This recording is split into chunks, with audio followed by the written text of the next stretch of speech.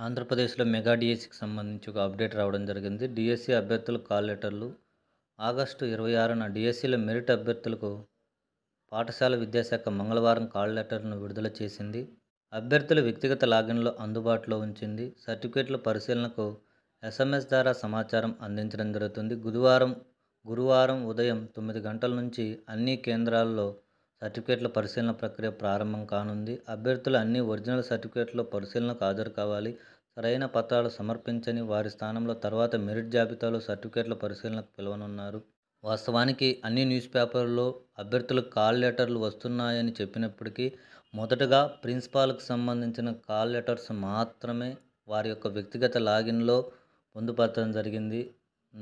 మనకున్న సమాచారం ప్రకారం ప్రిన్సిపాల్లు, పీజీటీలు, టీజీటీలు అవన్నీ ఎస్ఏ పూర్తయిన తర్వాత హెచ్జీటీలకు విడుదలయ్యే అవకాశం ఉంది.